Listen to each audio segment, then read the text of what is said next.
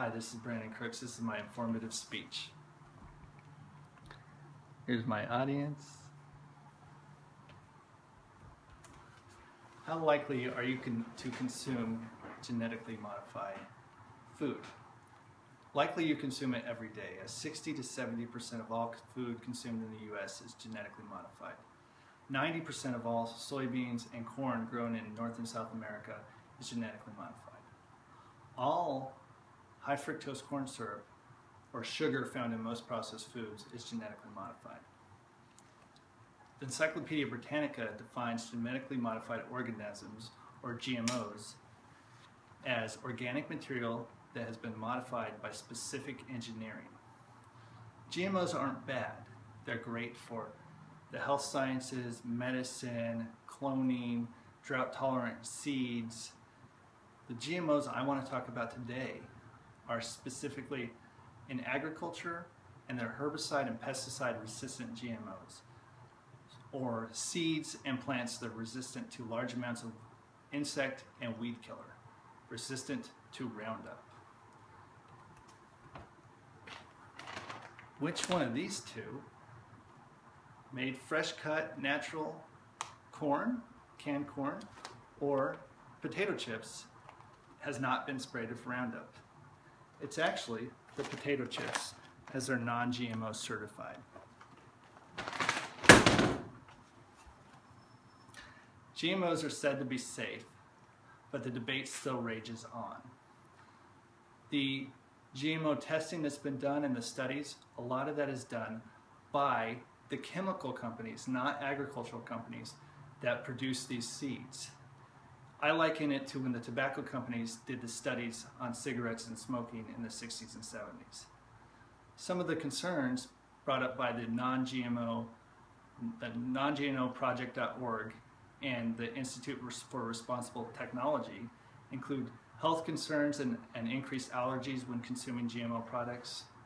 Also, GMOs are a new technology around for 30 years or so. There's not very much government oversight on them. A lot of it's self-policing.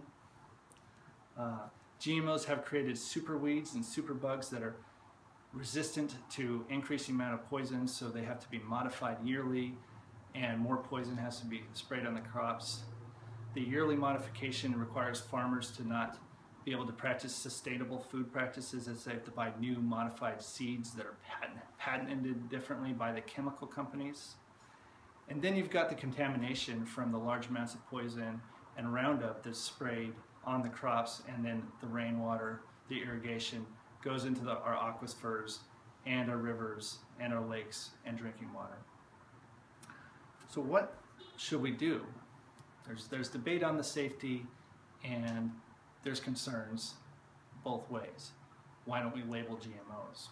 90% of all Americans are for genetically modified food labeling.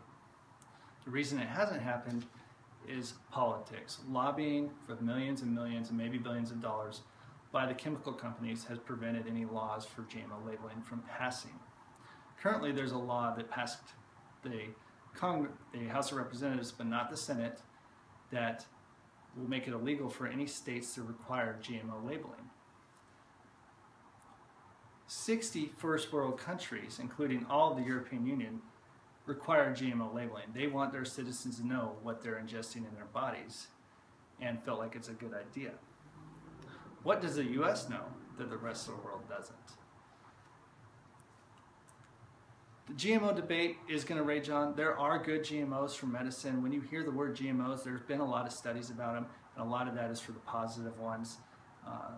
You'll see that, on both sides there's good GMOs and potentially bad GMOs, as we're talking about today.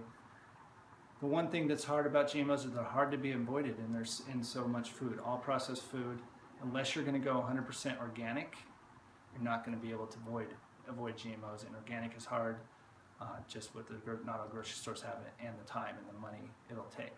So what you can do is you can go ahead and look at labels, read labels, look for the non-GMO stamp on your food. Go online, look for non-GMO, buy local.